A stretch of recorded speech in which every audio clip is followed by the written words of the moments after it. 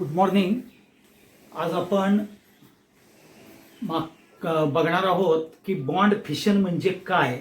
कारण का मागच्या ह्याच्यात आपण बघितलेलं होतं की इलेक्ट्रॉन्सची particularly movement of a electrons in a organic reaction. ह्यामध्ये आपण पहिला बघत होतं की कोव्हॅलेंट बॉन्ड म्हणजे काय बघितलं होतं आणि आयोनिक बॉन्ड म्हणजे काय बघितलेलं होतं.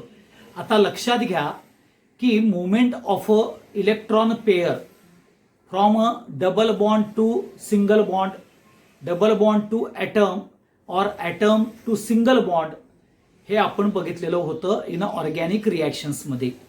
आता ही जी मुवमेंट ऑफ इलेक्ट्रॉन्स आहेत म्हणजेच ज्या वेळेला दोन ॲटम एकत्र येतात त्यावेळेला इलेक्ट्रॉन्सची मुवमेंट ही होते हे सगळ्यांना आता समजलं असेल, कळालं असेल. म्हणजेच ज्या वेळेला आपल्याला कोव्हॅलेंट बॉन्ड फॉर्म होतो तर तो कोव्हॅलेंट बॉन्ड म्हणजेच शेअरिंग ऑफ इलेक्ट्रॉन्समुळं होणारा. म्हणजेच जर तुमचा हा कार्बन आणि हा कार्बन हे दोन कार्बनचे डिफरंट ॲटम्स असतील तर ह्या दोघांच्या मध्ये हे दोन कार्बन एकत्र येण्याकरता जो बॉन्ड तयार होतो त्या बॉन्ड तयार होत असताना कार्बन मधला इलेक्ट्रॉन डेन्सिटी आणि दुसऱ्या कार्बन मधली इलेक्ट्रॉन डेन्सिटी एकमेकांमध्ये मिक्स होते आणि मिक्स होत असताना ही इलेक्ट्रॉन डेन्सिटी शेअर केली जाते. म्हणजेच म्युच्युअल शेअरिंग और म्युच्युअल गेनिंग असं आपल्याला बघायला मिळतं आणि त्यावेळेला कोव्हॅलेंट बॉन्ड तयार होतो. हे मागच्या वेळेला मी तुम्हाला बोलताना सांगितलेलं होतं. आता एक्झॅक्टली कोव्हॅलेंट बॉन्ड हा जर तुम्ही डेफिनेशन्स प्रमाणे जर बघायला गेला, ऍक्च्युअली डेफिनेशन्स प्रमाणे कोव्हॅलेंट बॉन्ड हा कॅरेक्टर जर आपण बघायला गेलो तर काय येतं, तर ह्यामध्ये लक्षात घ्या nature of a chemical bond हा तुम्हाला टॉपिक आहे ज्याला आपण केमिकल बॉन्डिंग म्हणतो. त्या केमिकल बॉन्डिंग मधला हा एक पार्ट येतो nature of a chemical bond मधला कोव्हॅलेंट बॉन्ड म्हणून हे कॅरेक्टर येतं. आता हे कोव्हॅलेंट कॅरेक्टर किंवा कोव्हॅलेंट बॉन्डिंग हा जो प्रकार जो आहे ओके, हा जर तुम्ही बघितला तर नेमकं काय तयार होतं ह्या कोव्हॅलेंट बॉन्ड मध्ये, हा महत्वाचा पार्ट तुम्हाला आपल्याला लक्षात येईल एवढं घ्या. आता कोव्हॅलेंट बॉन्ड म्हणजेच काय, the chemical bond which is form by mutual or equal sharing of electrons. म्हणजे इक्वल शेअरिंग पाहिजे to complete the octet. Octet complete करण्याकरता म्हणजेच आपल्याला जर हा समजा हा क्लोरीन घेतला ओके आणि हा दुसरा क्लोरीन घेतला. आता क्लोरीन मध्ये माहिती आहे काल सांगितलं तुम्हाला मी 3s2 and 3p5 आणि हा 3s2 3p5 असे दोघही क्लोरीन आहेत. ह्या क्लोरीन ॲटम हा क्लोरीन ॲटम. आता ह्या क्लोरीनला सुद्धा एक इलेक्ट्रॉन लागणार आहे आणि ह्या क्लोरीनला सुद्धा एक इलेक्ट्रॉन लागणार आहे. मग काय होतं ह्यामध्ये ह्या क्लोरीनचा जो हा एक इलेक्ट्रॉन जर हेनं शेअर केला तर त्याचं ऑक्टेट कंप्लीट होतं. ह्या क्लोरीनचा जर हेनं शेअर केला तर ह्याचं ऑक्टेट कंप्लीट होतं. हे दोघंही ज्या वेळेला इक्वली म्युच्युअली शेअर करतील आपले एक एक इलेक्ट्रॉन्स त्यावेळेला दोघांचंही ऑक्टेट कंप्लीट होतं ओके. आणि ह्या म्युच्युअल शेअरिंग मुळे जो बॉन्ड तयार होतो तो म्हणजेच कोव्हॅलेंट बॉन्ड होय. एवढं लक्षात ठेवा. म्युच्युअल शेअरिंग और इक्वल शेअरिंग ऑफ इलेक्ट्रॉन्स मुळे जो बॉन्ड तयार होतो तो कोव्हॅलेंट बॉन्ड. आणि म्हणून हायड्रोकार्बन्स मध्ये जो कोव्हॅलेंट बॉन्ड आहे हा इम्पॉर्टंट पार्ट येतो. मग ज्या वेळेला रिॲक्शन्स घडतात त्यावेळेला काय होतं, ह्या कोव्हॅलेंट बॉन्ड हा ब्रेक होतो. मग हा जर कोव्हॅलेंट बॉन्ड ब्रेक होत असेल तर जी कन्सेप्ट आज बघणार आहोत आपण ती म्हणजेच बॉन्ड फिशन ही कन्सेप्ट बघणार आहोत. आता हे बॉन्ड फिशन कुणाचं होणार आहे तर कोव्हॅलेंट बॉन्डचं आपल्याला बॉन्ड फिशन. आता बॉन्ड फिशन म्हणजेच काय, तर breaking of a bond. Bond fission म्हणजेच काय हे लक्षात ठेवा. बॉन्ड फिशन म्हणजेच आपल्याला हा बॉन्ड फिशन म्हणजेच ब्रेकिंग और क्लेवेज और रप्चर ऑफ अ बॉन्ड म्हणजेच बॉन्ड फिशन हे लक्षात ठेवा. आणि हे जे बॉन्ड फिशन जे आहे हे दोन प्रकारानं आपल्याला बघायला मिळतं. एक होमोलायटिक बॉन्ड फिशन BF हे लक्षात ठेवा. बॉन्ड फिशन म्हणजेच BF लिहिलं जातं. किंवा आपल्याला पुढचा येतो दुसरा जो येतो ज्याला आपण हेटेरोलायटिक बॉन्ड फिशन हे लक्षात घ्या. अशा दोन प्रकारचे बॉन्ड फिशन बघायला मिळतात. Homolytic bond fission and heterolytic bond fission. आता homolytic bond fission always takes place in a non polar solvent. म्हणजेच पर्टिक्युलरली होमोलायटिक बॉन्ड फिशन हे टेक्स प्लेस, पहिला महत्वाचा part, takes place in non polar solvent. आणि heterolytic bond fission is takes place in polar solvent हे लक्षात ठेवा. आता homolytic bond fission म्हणजे काय हे जर आपण बघितलं तर लक्षात घ्या. होमोलायटिक बॉन्ड फिशन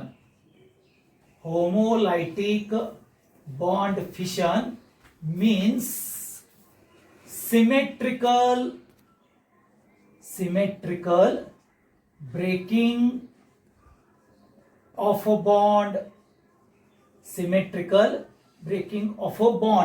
म्हणजेच काय, ज्या वेळेला हा कार्बन हा जर बॉन्ड असेल तर ह्यामध्ये काय करतो, तर हा बॉन्ड ब्रेक होत असताना कार्बन स्वतःचे इलेक्ट्रॉन हा कार्बन स्वतःकडे घेतो, हा कार्बन सुद्धा स्वतःकडे घेतो.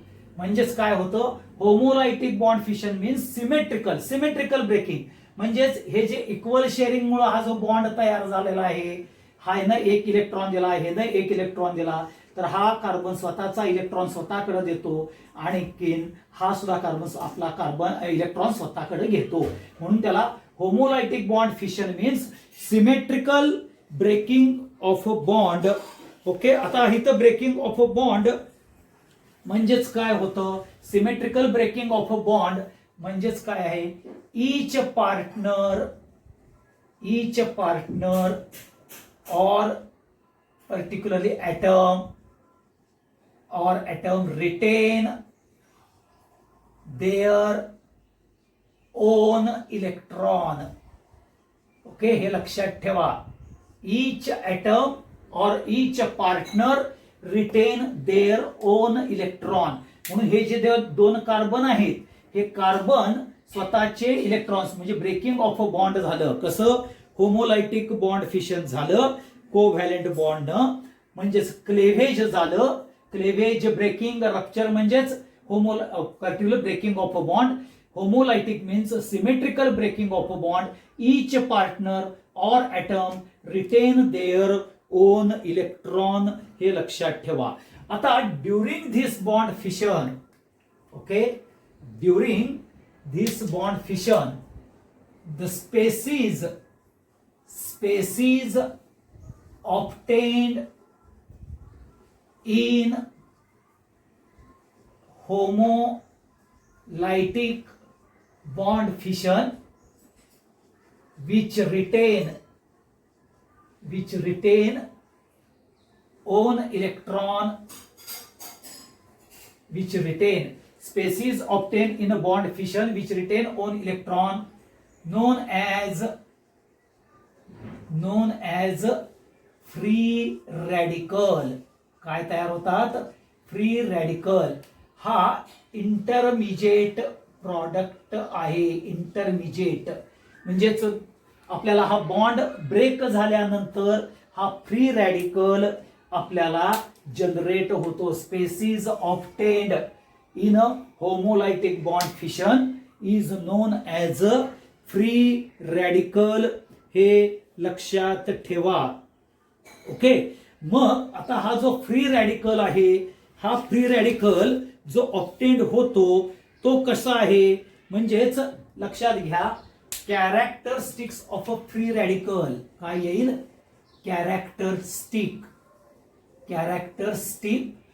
Of free radical. हे सगळ्यात महत्वाचं आहे, कारण का हा फ्री रॅडिकल हा इंटरमिजिएट प्रॉडक्ट आहे. ह्याची पहिली जी कॅरेक्टरिस्टिक्स आहे, हा highly unstable and reactive. Highly reactive आहे, हायली अनस्टेबल आहे. हा लक्षात ठेवा, इंटरमिजिएट प्रॉडक्ट आहे. दुसरं, हा इलेक्ट्रिकली न्यूट्रल आहे.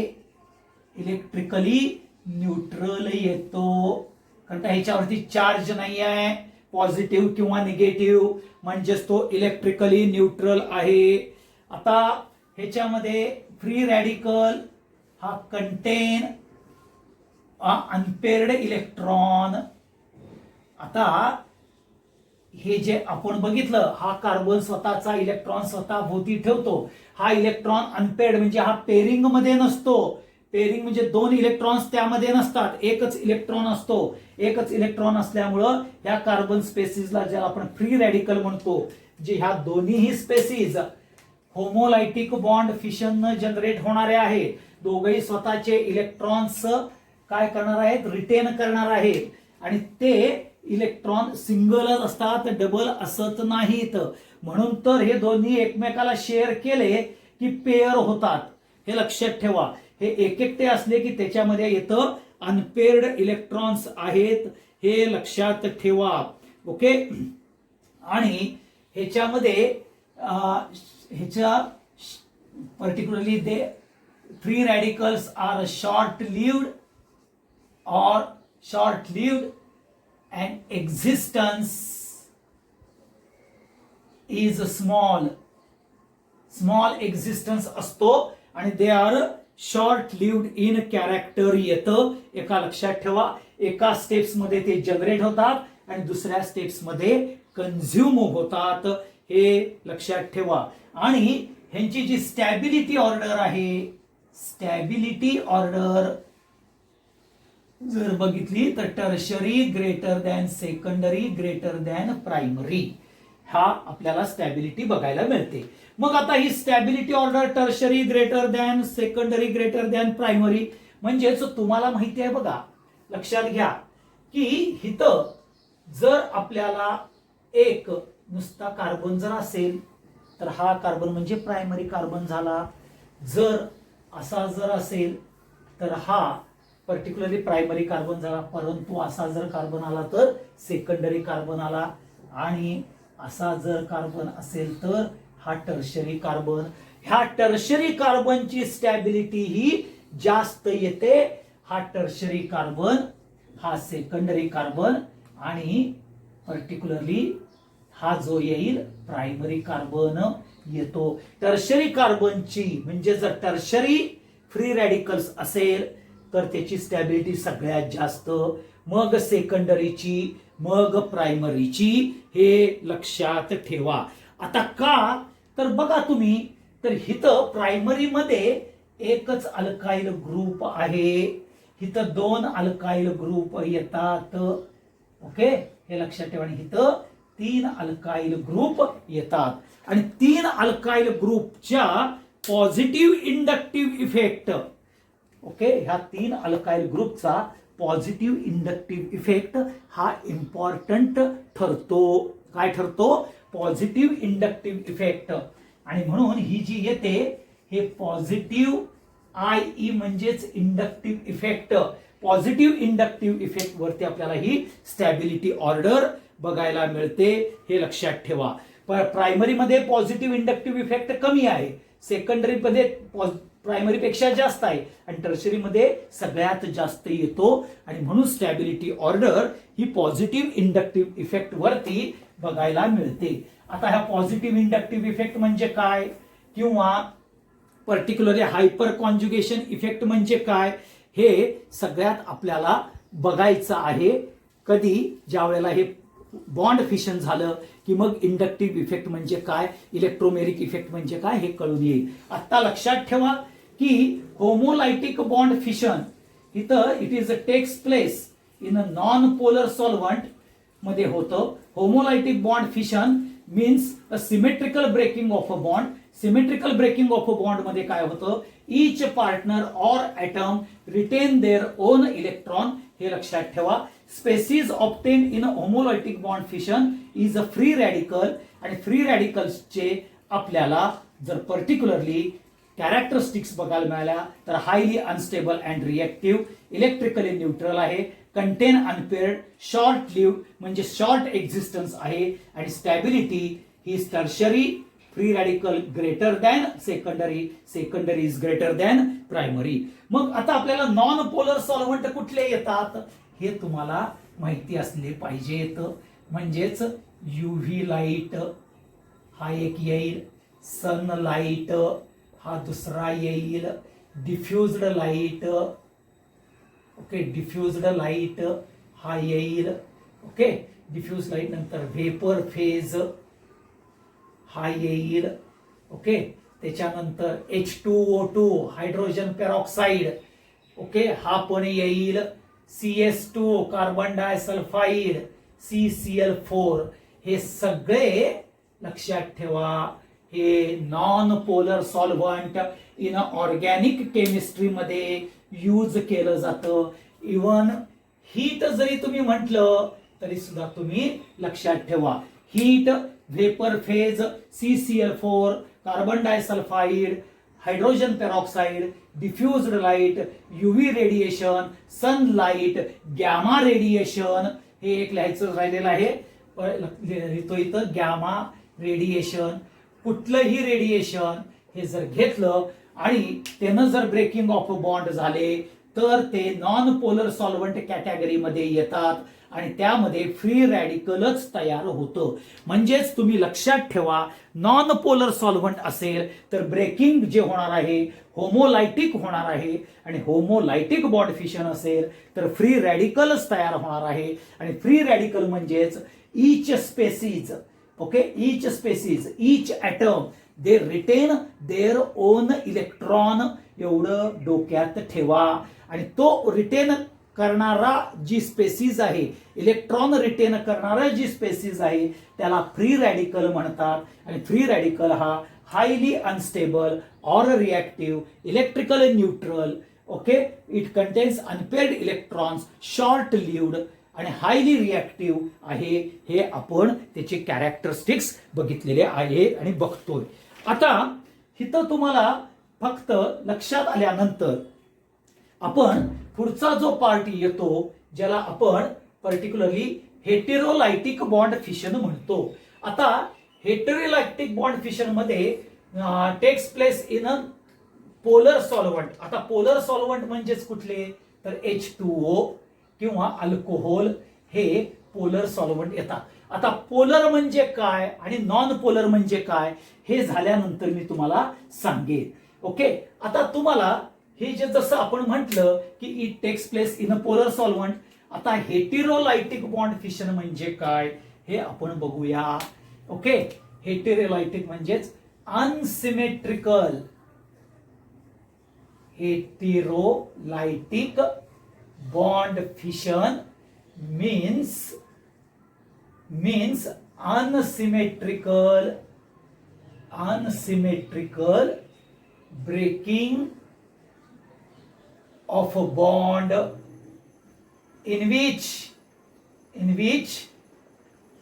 one atom donate electron to other. Okay, हे लक्षात ठेवा. म्हणजेच अनसिमेट्रिक पर्टिक्युलरली इथं हेटेरोलायटिक बॉन्ड फिशन मध्ये काय होतं, unsymmetrical breaking of a bond होतं, हे लक्षात ठेवा. म्हणजेच इथं one atom donate electron to other, हे लक्षात ठेवा. अनसिमेट्रिकल ब्रेकिंग मध्ये म्हणजेच one partner at particularly okay heterolytic bond fissions मध्ये काय होतं, unsymmetrical breaking of a covalent bond in a one of a partner atom, हा जो आहे काय करतो लक्षात घ्या. One atom donate a electron to other means म्हणजे काय, वन स्पेसीज किंवा ज्याला आपण म्हणतो one species or atom retain both electron. Okay, म्हणजेच हा जर तुमचा कार्बन स्पेसीज असेल तर काय होतं, ब्रेकिंग ऑफ अ बॉन्ड मधला ह्याचा इलेक्ट्रॉन इथं यायला जातो, म्हणजेच हा कार्बन मायनस होतो आणि हा कार्बन प्लस होतो. ओके, हा carbon number 1 and carbon number 2. आता हे न ह्याला दिलं तरी सुद्धा काय होईल, एक जण मायनस होईल आणि एक जण प्लस होईल. हा कार्बन नंबर 1 प्लस झाला, हा कार्बन नंबर 2 मायनस झाला. आता 2 न जर दिलं तर काय होईल, तर कार्बन नंबर 1 मायनस होईल आणि कार्बन नंबर 2 प्लस होईल. वी डोंट नो की कसं unsymmetrical breaking of a bond झाला. मग इथं जे कार्बन स्पेसीज जे आहे, positive charge carbon species, okay, positive charge carbon species जी आहे त्याला कार्बोकॅशन म्हणतात. काय म्हणतात त्याला, कार्बोकॅशन किंवा कार्बोनियम असं म्हणतात. कार्बोकॅशन और कार्बोनियम आयन्स असं म्हटलं जातं, एवढं लक्षात ठेवा. इकडचा पार्ट मी जरा पुसतो. ओके, आता ह्यामध्ये जे निगेटिव्ह चार्ज आहे, negative charge, okay, negative charge species, negative charge carbon स्पेसीजला कार्बॅनियन म्हटलं जातं. काय म्हटलं जातं, कार्बॅनियन. म्हणजेच लक्षात घ्या, हेटेरोलायटिक बॉन्ड फिशन मध्ये काय होतं, unsymmetrical breaking of a bond होतं, ज्याच्यामध्ये one atom donate electron to other, म्हणजे one species or atom retain both the electrons. म्हणजे बघा, हा कार्बन जर ह्याला इलेक्ट्रॉन म्हणजे ज्यावेळेला ब्रेकिंग ऑफ अ बॉन्ड होईल त्यावेळेला कार्बन नंबर 2 काय करेल, ह्या कार्बन नंबर 1 चा इलेक्ट्रॉन स्वतःकडे घेईल. म्हणजेच कार्बन नंबर 2 वरती निगेटिव्ह चार्ज येईल कमी जास्त, म्हणजेच त्याच्या रिलेटिव्ह कार्बन नंबर 1 हा पॉझिटिव्ह होईल. मग दुसऱ्या आपण जर धरली शक्यता, जर 2 चे इलेक्ट्रॉन्स कार्बन नंबर 1 न घेतले तर कार्बन नंबर 1 काय होईल, निगेटिव्ह चार्जचा होईल आणि कार्बन नंबर 2 पॉझिटिव्ह चार्ज होईल. मग कुठलाही पॉझिटिव्ह होते, कार्बन नंबर 1 किंवा कार्बन नंबर 2, म्हणजे carbon which has a positive charge species is known as a carbocation or carbonium, आणि ज्या निगेटिव्ह चार्ज स्पेसीज आहेत त्याला आपण कार्बॅनियन असं म्हटलं जातं. हे लक्षात ठेवा. म्हणजेच कार्बोकॅशन आणि कार्बॅनियन हे जर तुम्ही बघितले, कार्बोकॅशन आणि कार्बॅनियन हे दोन्ही कुठं, हे दोन्हीही इंटरमिजिएट आहेत, हे लक्षात ठेवा. हा ए आणि हा बी, हे दोन्ही A and B are intermediate. They are intermediate. केव्हा होणार आहेत, तर हेटेरोलायटिक बॉन्ड फिशन मध्ये आपल्याला पॉझिटिव्ह चार्ज कार्बन स्पेसीज हे तुम्हाला बघायला मिळतील, हे लक्षात ठेवा. हा सगळ्यात महत्वाचा पार्ट येईल. मग आपण ज्या वेळेला कार्बोकॅशन ह्याचे जर कॅरेक्टरिस्टिक्स बघितल्या तर पहिलं कॅरेक्टरिस्टिक्स काय येतं, ह्याच्यामध्ये कार्बोकॅशन म्हणजेच कार्बोनियम ची पहिली कॅरेक्टरिस्टिक्स काय येईल, तर त्याच्यावरती पर्टिक्युलरली आपल्याला पॉझिटिव्ह चार्ज बघायला मिळतो. Carbocation has a positive charge, that is number 1. Number 2, positive charge येतो का, तर स्वतःचा इलेक्ट्रॉन डोनेट करतो. म्हणजेच तो इलेक्ट्रॉन डेफिशियंट आहे. म्हणजे carbocation is a electron deficient character आणि it behaves as a electrophile. हे लक्षात ठेवा. ओके. आणि सगळ्यात महत्वाचं ह्याचं हायब्रिडायझेशन sp2 मध्ये येतं. मग आता मी इथं पर्टिक्युलरली कार्बोकॅशनच्या कॅरेक्टरिस्टिक्स लिहितो. इकडे हेट्रोलायटिक बॉन्ड फिशन आणि होमोलायटिक बॉन्ड फिशन. होमोलायटिक बॉन्ड फिशन मध्ये फ्री रॅडिकलच्या जशा कॅरेक्टरिस्टिक्स आहेत तसंच हेटेरोलायटिक बॉन्ड फिशन मधल्या पहिल्या कार्बोकॅशनच्या कॅरेक्टरिस्टिक्स लिहितो. Carbocation. Okay. Characteristics. Okay. Characteristic of a carbocation. पहिलं positive charge and short lived. Positive charge, short lived, highly reactive. हे येणार. ओके. Positive charge. दुसरं it is electron deficient. It is electron deficient intermediate येणार आहे. Okay. Electron deficient intermediate येणार आहे. ह्याच्यामध्ये sp2 hybridisation हे आपल्याला बघायला मिळणार आहे. आणि ह्याच्यामधला बॉन्ड अँगल जो येतो sp2 मधला तर बॉन्ड अँगल येतो 120 डिग्रीचा.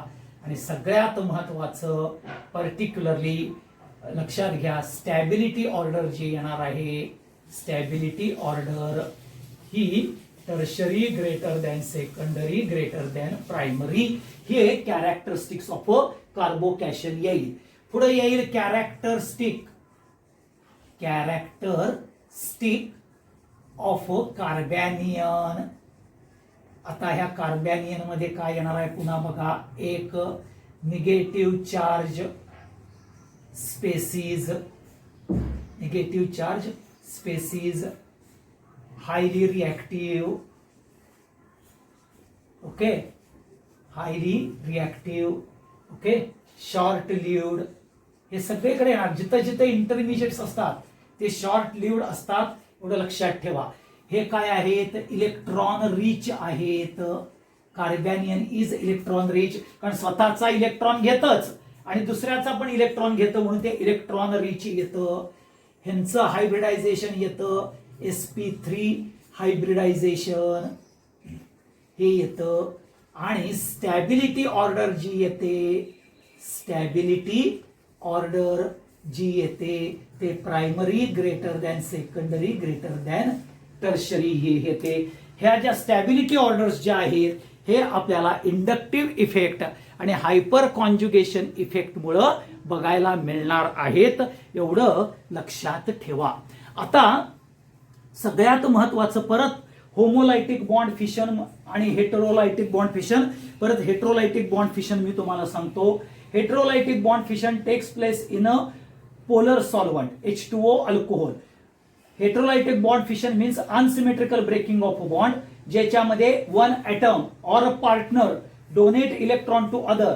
That means one species or atom or a partner retain both the electrons. म्हणजे कोव्हॅलेंट बॉन्ड फॉर्म झाल्यामुळं जे बॉन्ड फॉर्मेशन कशामुळे होणार आहे तर म्युच्युअल शेअरिंगमुळं म्युच्युअल डोनेशनमुळे जे होणार आहे. तर ह्यातले दोन्हीच्या दोन्ही इलेक्ट्रॉन जर कार्बन 2 वरती घेतले किंवा कार्बन नंबर 1 वरती गेले तर म्हणजे एखादा कुठला तरी स्पेसीज अनसिमेट्रिकल ब्रेकिंग मध्ये रिटेन बोथ द इलेक्ट्रॉन्स आणि रिटेन बोथ द इलेक्ट्रॉन्स केला. जो रिटेन करतो त्याच्यावरती निगेटिव्ह चार्ज येतो आणि जो दुसऱ्याला देतो त्याच्यावरती येतो पॉझिटिव्ह चार्ज. म्हणजे दोन प्रकारचे इंटरमिजिएट्स तयार होतात. एक carbon species with positive charge. हे कार्बन म्हणजे कार्बन स्पेसीज कार्बन ॲटम म्हणायचं ह्याला. Species with positive charge is known as a carbocation किंवा कार्बोनियम. आणि इथं निगेटिव्ह चार्ज स्पेसीज ज्याला आपण कार्बॅनियन म्हणतो. ओके. हे दोन्हीही इंटरमिजिएटच आहेत हे लक्षात ठेवा. दोन्ही पण काय आहेत इंटरमिजिएट कॅरेक्टर आहेत. हा सगळ्यात महत्वाचा. मग कॅरेक्टरिस्टिक्स काय आहेत ह्याचे तर characteristics of a carbocation positive charge, short lived and highly reactive. दुसरं इलेक्ट्रॉन डेफिशियंट. तिसरा sp2 हायब्रिडायझेशन. चौथा स्टॅबिलिटी ऑर्डर, हे बघितलं. कार्बॅनियन मध्ये निगेटिव्ह चार्ज, इलेक्ट्रॉन रिच आहे कारण का तो दुसऱ्या कार्बन कडनं, दुसऱ्या स्पेसिस कडनं, दुसऱ्या ऍटम कडनं स्वतःकडे इलेक्ट्रॉन घेतो, म्हणून तो इलेक्ट्रॉन रिच. हा इलेक्ट्रॉन डेफिशियंट का, तर स्वतःचा इलेक्ट्रॉन देतो. पॉझिटिव्ह चार्ज म्हटलं की इलेक्ट्रॉन डेफिशियंट, निगेटिव्ह चार्ज म्हटलं की इलेक्ट्रॉन रिच. ओके, हे लक्षात ठेवा. इलेक्ट्रॉन रिच आणि इलेक्ट्रॉन डेफिशियंटला इलेक्ट्रोफाईल म्हणतात आणि इलेक्ट्रॉन रिचला न्यूक्लिओफाईल म्हणतात. एवढं लक्षात ठेवा. हा सगळ्यात इम्पॉर्टंट पार्ट येतो बॉन्ड फिशनचा. पुन्हा एकदा सांगतो, दोन प्रकारचे बॉन्ड फिशन आहेत. एक होमोलायटिक बॉन्ड फिशन, दुसरा येतो हेटेरोलायटिक बॉन्ड फिशन. होमोलायटिक हा नॉन पोलर सॉल्व्हंट मध्ये आपल्याला कॅरिड आउट केला जातो आणि हेटेरोलायटिक हा पोलर सॉल्व्हंट मध्ये केला जातो. होमोलायटिक मध्ये symmetrical breaking of a bond आहे आणि सिमेट्रिकल ब्रेकिंग मध्ये आपल्याला दोन्हीही atom or species they are going to retain their own electrons. स्वतःचे इलेक्ट्रॉन्स जे शेअर केलेले आहेत ते रिटेन करतात, हे लक्षात ठेवा. ओके, होमोलायटिक मध्ये जो इंटरमिजिएट तयार होतो तो फ्री रॅडिकल आहे. हा सगळ्यात लक्षात घ्या. आणि free radical retain their own electron. मग तो कसा आहे, इलेक्ट्रॉन इलेक्ट्रिकली तो न्यूट्रल आहे, हायली रिॲक्टिव्ह आहे, हायली अनस्टेबल आहे. ओके, शॉर्ट लिव्ड आहे, शॉर्ट एक्झिस्टन्स आहे त्याच्यामध्ये अनपेड इलेक्ट्रॉन्स तो रिटेन करतो आणि त्याची stability order tertiary greater than secondary greater than primary, हे बघितलं. हेटेरोलायटिक मध्ये काय होतं, unsymmetrical breaking of a bond होतं. ते पोलर सॉल्व्हंट मध्ये येतं. ओके, पोलर सॉल्व्हंट मध्ये घडतं. आणि unsymmetrical breaking of a bond म्हणजेच एक पार्टनर रिटेन करतो बोथ द इलेक्ट्रॉन्स. म्हणजे दोन ऍटम पैकी एखादा ऍटम दोन्ही इलेक्ट्रॉन जे शेअर केलेला आहे स्वतःकडे घेतो, त्याला हेटेरोलायटिक बॉन्ड फिशन म्हणतात. हे लक्षात घ्या. आता हे हेटेरोलायटिक बॉन्ड फिशन मध्ये जो इलेक्ट्रॉन देतो, म्हणजे ज्याच्याकडे इलेक्ट्रॉन काढून घेतला जातो त्याच्यावरती पॉझिटिव्ह चार्ज येतो. ज्याच्यावर जो species both the electron retain करतो, स्वतःकडे घेतो इलेक्ट्रॉन, तो निगेटिव्ह चार्ज होतो. पॉझिटिव्ह चार्जला आपण कार्बोकॅशन किंवा कार्बोनियम म्हणतो, निगेटिव्ह चार्जला आपण कार्बॅनियन म्हणतो. हे लक्षात ठेवा. कार्बोकॅशन म्हणजेच ज्याच्यामध्ये इलेक्ट्रॉन डिफिशियंट आहेत, पॉझिटिव्ह चार्ज कॅरेक्टर आहे, हायली रिॲक्टिव्ह आहे आणि sp2 हायब्रिडायझेशन बॉन्ड अँगल येतो 120 डिग्रीचा. आणि तोच तुम्ही कार्बॅनियन्स मध्ये sp3 आपल्याला बघायला 9 डिग्रीचा हा बघायला मिळतो आणि त्याचे कॅरेक्टरिस्टिक्स आपण बघितलेले आहेत. आता पोलर आणि नॉन पोलर म्हणजे काय? पोलर म्हणजे ज्या सॉल्व्हंट मध्ये positive and negative charge species generate होतात. पोलर, पॉझिटिव्ह निगेटिव्ह दोन ध्रुव. Okay, polar positive and negative हे दोन ध्रुव आहेत ना, असे दोन ध्रुव तयार करतात म्हणजेच आयन्स तयार करतात. Carbocation positive charge ion and negative charge ions जो सॉल्व्हंट तयार करतो त्याला पोलर कॅरेक्टर म्हणतात. आणि जो फ्री रॅडिकल तयार करतो म्हणजे positive charge and negative charge असलेले कॅशायन, कार्बोकॅशन ऑर एनायन जे तयार करत नाहीत तो म्हणजेच फ्री रॅडिकल होय, हे लक्षात ठेवा. ओके, आणि म्हणून पोलर म्हणजेच ज्याच्यामध्ये टू पोल्स ध्रुवीयता येणे. ध्रुवीयता येणे म्हणजेच काय, दोन ध्रुव, नॉर्थ पोल आणि साऊथ पोल म्हणजे काय, एकदम एक्स्ट्रीम कंडिशन पोलर मध्ये, म्हणून ते पोलर कॅरेक्टर म्हटलं जातं. ओके, हे पोलर कॅरेक्टर म्हणजेच काय येतं की आयदर पॉझिटिव्ह ऑर निगेटिव्ह. मग हे पोलर कॅरेक्टर तयार करणे म्हणजे पॉझिटिव्ह चार्ज आयन्स आणि निगेटिव्ह चार्ज आयन्स तयार करणे म्हणजेच पोलर. आणि जो करत नाही तो नॉन पोलर. नॉन पोलर मध्ये फ्री रॅडिकल तयार होतात, पोलर मध्ये आपल्याला कार्बोकॅशन आणि कार्बॅनियन तयार होतात, हे लक्षात ठेवा. Non polar, UV light, diffused light, sunlight, CS2, CCl4, vapour phase, हे सगळे नॉन पोलर. आणि हे पोलर मध्ये वॉटर मॉलिक्यूल अँड अल्कोहोल हे पोलर सॉल्व्हंट मध्ये येतात, एवढं लक्षात ठेवा. आता तुम्हाला पुढचा प्रश्न जो विचारला जातो तो म्हणजेच व्हॉट डिफरन्शिएट बिटवीन होमोलायसिस. आता ह्या होमोलायटिक बॉन्ड फिशनला किंवा हेटेरोलायटिक बॉन्ड फिशनला दोन प्रकारचे बॉन्ड फिशन आहेत, होमोलायटिक आणि हेटेरोलायटिक. होमोलायटिकला होमोलायसिस पण म्हणतात आणि हेटेरोलायटिकला सुद्धा हेटेरोलायसिस म्हणतात. मग आता याच्यामध्ये डिफरन्शिएट कसं करणार, तर तुम्हाला माहिती आहे होमोलायसिस सिमेट्रिकल ब्रेकिंग, इकडं काय लिहिणार हेटेरोलायसिसला अनसिमेट्रिकल ब्रेकिंग असं तुम्ही लिहिणार. इकडं काय लिहिणार की each atom retain their own electron, इथं काय लिहिणार particularly more electronegative atom, okay, more electronegative atom take both the electron, more electronegative atom take both the electrons, म्हणजेच one of the atom retains both the electrons, हे तुम्ही म्हणू शकता. होमोलायसिस मध्ये free radical तयार होतात, हेटेरोलायसिस मध्ये आयन फॉर्म्ड होतात, म्हणजेच कार्बोकॅशन अँड कार्बॅनियन. ओके, होमोलायसिस हे नॉन पोलर सॉल्व्हंट मध्ये घडलं जातं, हेटेरोलायसिस हे पोलर सॉल्व्हंट मध्ये घडलं जातं, हे लक्षात ठेवा. होमोलायसिस मध्ये इलेक्ट्रोनिगेटिव्हिटी दोन ऍटम्स मधली इक्वल असते, सेम असते. ओके, होमोलायटिक बॉन्ड फिशन मध्ये पर्टिक्युलरली इलेक्ट्रोनिगेटिव्हिटी ओके दोघांचीही सेम असते, दोन्हीही ऍटमची कार्बन कार्बन किंवा दुसरा कोणी असेल तर ते सेम असते.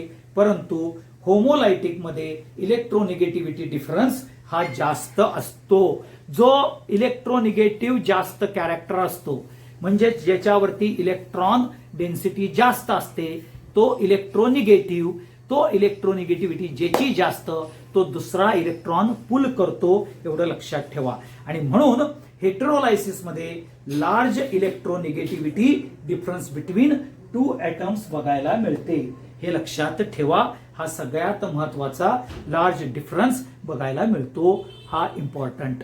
मग आपण फ्री रॅडिकल आणि कार्बोकॅशन आणि कार्बॅनियन यांचा सगळ्यात महत्वाचा पार्ट म्हणजेच होमोलायटिक बॉन्ड फिशन आणि हेटेरोलायटिक बॉन्ड फिशन हे आपण बघितलं, त्यांचं कॅरेक्टर्स बघितलेले आहेत, हे लक्षात ठेवा. हा सगळ्यात महत्वाचा पार्ट येतो. आता ह्यामध्ये पुढचा जो पार्ट येतो ज्याला परत डिफरन्स बिटवीन कार्बोकॅशन आणि कार्बॅनियन हे दोघांचा डिफरन्स, जसं होमोलायसिस आणि हेटेरोलायसिस म्हटलं तसंच कार्बोकॅशन आणि कार्बॅनियन ह्याचा डिफरन्स तुम्ही परत बघा. तर काय आहे, कार्बोकॅशन पॉझिटिव्हली चार्ज आहे, कार्बॅनियन काय आहे निगेटिव्हली चार्ज आहे. ओके, कार्बोकॅशन्स मध्ये काय आहे की 6 इलेक्ट्रॉन्स असतात. कार्बोकॅशन्स मध्ये लक्षात घ्या ह्यामध्ये 6 इलेक्ट्रॉन्स असतात आणि ह्याच्यामध्ये 8 इलेक्ट्रॉन्स 8 किंवा 8 पेक्षा जास्त इलेक्ट्रॉन्स असतात, एवढं लक्षात ठेवा. म्हणजे व्हॅलेन्स शेल मध्ये कार्बोकॅशन मध्ये 6, ह्याच्यामध्ये निगेटिव्ह चार्ज मध्ये म्हणजे कार्बॅनियन मध्ये 8 असतात. आणि म्हणून आपल्याला कार्बोकॅशन हा इलेक्ट्रॉन डेफिशियंट आहे, कार्बॅनियन हा इलेक्ट्रॉन रिच आहे. कार्बोकॅशन हा sp2 हायब्रिडायझेशन मध्ये आहे, कार्बॅनियन हा sp3 मध्ये आहे, हे लक्षात ठेवा. Carbocation acts as a electrophile, carbanion acts as a nucleophile, हे पण डोक्यात ठेवा.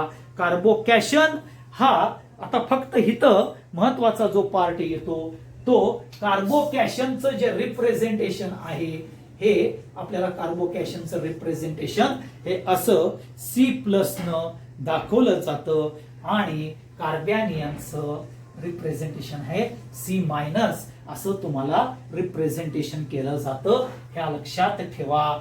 ओके, ह्याची जी स्टॅबिलिटी आहे तो tertiary greater than secondary greater than primary आहे आणि कार्बॅनियनची स्टॅबिलिटी आहे primary greater than secondary, secondary greater than tertiary, ही स्टॅबिलिटी ऑर्डर आपल्याला बघायला मिळते. हे इम्पॉर्टंट कॅरेक्टर्स येतात. हा पर्टिक्युलरली बॉन्ड फिशन ह्या कॅरेक्टर्स मध्ये आपण बघितलं. बॉन्ड फिशन म्हणजेच breaking of a bond. Okay, breaking of a bond मध्ये आपण ज्या वेळेला बघतो त्या ब्रेकिंग ऑफ अ बॉन्ड मध्ये होमोलायटिक बॉन्ड फिशन आणि हेटेरोलायटिक बॉन्ड फिशन हे कॅरेक्टर्स येतात. हे लक्षात ठेवा. आता मग त्याच्यानंतर आपण बघितलं की पोलर सॉल्व्हंट आणि नॉन पोलर सॉल्व्हंट हे क्रायटेरिया आपण बघितलेले आहेत. पोलर सॉल्व्हंट आणि नॉन पोलर सॉल्व्हंट. आता पर्टिक्युलरली आपल्याला ज्या वेळेला इंडक्टिव्ह इफेक्ट आणि इलेक्ट्रोमेरिक इफेक्ट हे कॅरेक्टर्स ज्या वेळेला आपण बघतो त्यावेळेला इम्पॉर्टंटली महत्वाचं कॅरेक्टर्स काय आहे हे तुम्ही डोक्यात घ्या, लक्षात घ्या, म्हणजे तुमच्या पर्टिक्युलरली कॅरेक्टर्स मध्ये येऊ शकेल.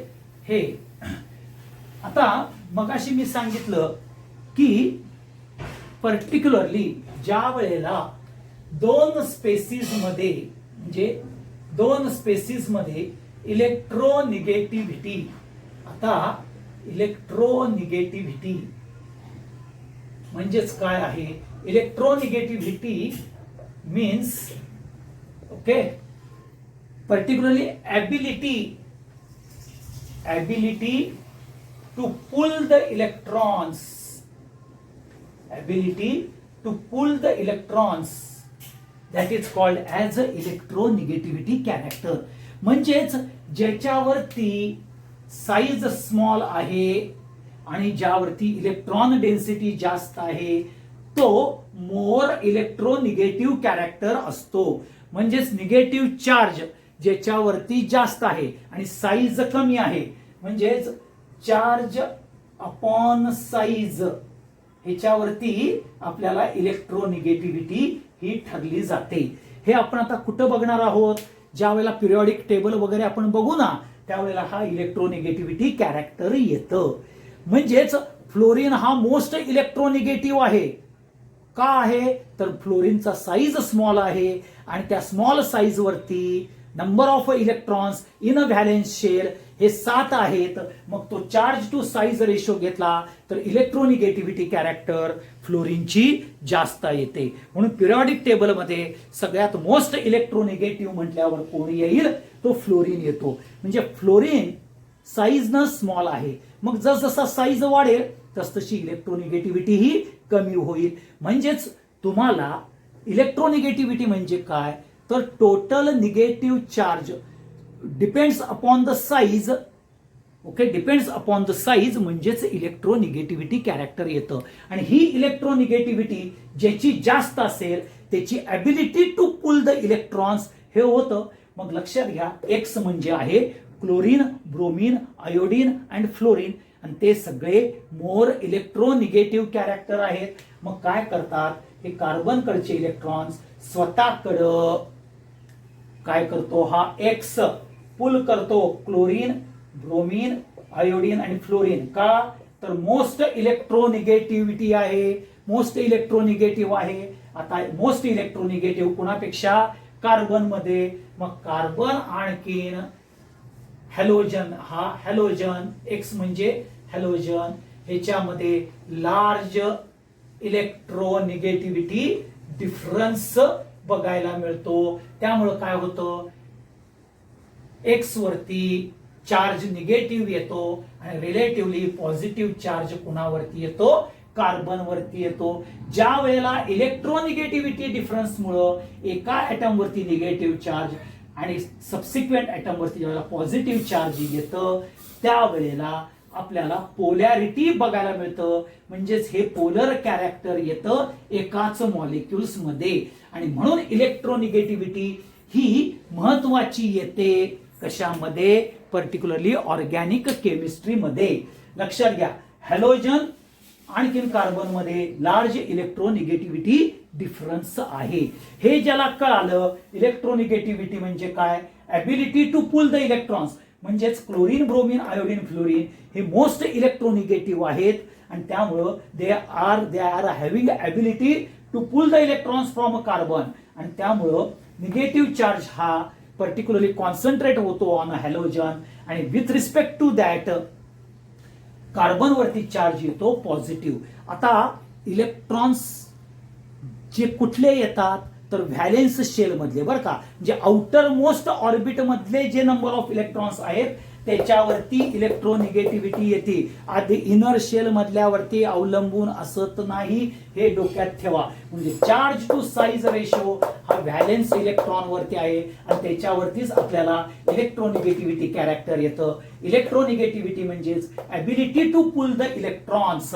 ओके, मग जो ॲटमची ability to pull the electrons आहे त्याच्यावरती निगेटिव्ह चार्ज येतो, आणि ज्याच्याकडून तो पुल करतो त्याच्यावरती पॉझिटिव्ह चार्ज येतो. आता हे ज्या वेळेला इलेक्ट्रोनिगेटिव्हिटी कॅरेक्टर ज्या वेळेला येतं, ओके, त्यावेळेला तुमच्या लक्षात येईल इंडक्टिव्ह इफेक्ट म्हणजे काय, आणि पुढचा इलेक्ट्रोमेरिक इफेक्ट, रिझोनन्स इफेक्ट आणि मेसोमेरिक इफेक्ट हे तिन्ही इफेक्ट तुम्हाला कळून येतील. मग पहिल्यांदा हा इलेक्ट्रोनिगेटिव्हिटी हे कॅरेक्टर लक्षात ठेवा. इलेक्ट्रोनिगेटिव्हिटी म्हणजेच ability to pull the electrons, हा लक्षात घ्या. हा सगळ्यात इम्पॉर्टंट पार्ट आहे. केव्हा आहे तर त्यामध्ये लक्षात घ्या, charge to size, size small असला पाहिजे, हे डोक्यात ठेवा. साईज काय असला पाहिजे, स्मॉल असला पाहिजे. साईज स्मॉल, चार्ज जास्त, म्हणजेच इलेक्ट्रोनिगेटिव्हिटी जास्त. इलेक्ट्रोनिगेटिव्हिटी जास्त म्हणजे ability to pull the electrons जास्त, आणि म्हणून पिरियॉडिक टेबलमध्ये फ्लोरीन हा मोस्ट इलेक्ट्रोनिगेटिव्ह, त्याच्यानंतर ऑक्सिजन, त्याच्यानंतर नायट्रोजन, हे असे तीन आपल्याला particularly atoms they are most electronegative characters मध्ये बघायला मिळतात. आता halogen, fluorine, chlorine, bromine, iodine ह्यांच्यामध्ये इलेक्ट्रोनिगेटिव्हिटी जास्त आहे, कारण का प्रत्येकामध्ये 7 इलेक्ट्रॉन्स हे आउटर मोस्ट ऑर्बिट मध्ये आहे.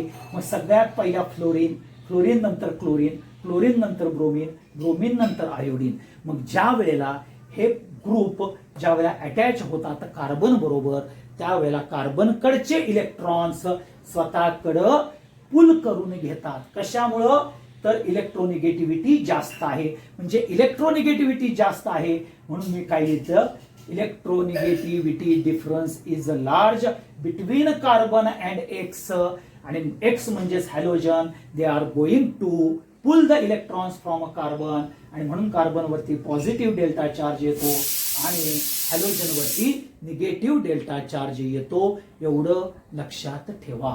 समजलं, कळालं? तर एवढा पार्ट आजचा बघूया. उद्याच्याला आपण इंडक्टिव्ह इफेक्ट आणि इलेक्ट्रोमेरिक इफेक्ट बघून मग इलेक्ट्रोफाईल, न्यूक्लिओफाईल हे कॅरेक्टर्स काय आहेत हे आपण बघायचं आहे. हा आजचा शिकवलेला बॉन्ड फिशन, बॉन्ड फिशन मध्ये त्यांचं कॅरेक्टर, हेट्रोलायटिक बॉन्ड फिशन म्हणजे काय, होमोलायटिक बॉन्ड फिशन म्हणजे काय, कुठले पर्टिक्युलरली इंटरमिजिएट्स तयार होतात. होमोलायटिक मध्ये फ्री रॅडिकल, हेट्रोलायटिक मध्ये कार्बोकॅशन, कार्बॅनियन, दोघांचे कॅरेक्टरिस्टिक्स, दोघांची stability order. Okay, homolytic polar solvent, homolytic non polar, heterolytic polar. Non polar solvent कुठले आहेत, हायड्रोजन पेरॉक्साईड, म्हणजे कुठलाही पेरॉक्साईड घेतला म्हणजे ऑल ऑर्गॅनिक पेरॉक्साइड्स हे सगळे तुम्हाला हेट्रोलायटिक होमोलायटिक बॉन्ड फिशन देतील. आता कुठले कुठले ऑर्गॅनिक पेरॉक्साइड्स येतात लक्षात ठेवा, benzoyl peroxide, okay, hydrogen peroxide, acetyl peroxide, sodium peroxide.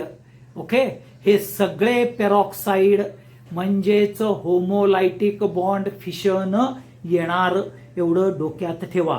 Carbon disulphide, carbon tetrachloride हे सगळे नॉन पोलर सॉल्व्हंट येतात. नॉन पोलर म्हटलं की होमोलायटिक आणि पोलर म्हटलं की हेटेरोलायटिक, एवढं लक्षात ठेवा. हा सगळ्यात महत्वाचा पार्ट आहे. इथं आज आपण थांबूया. Thank you very much.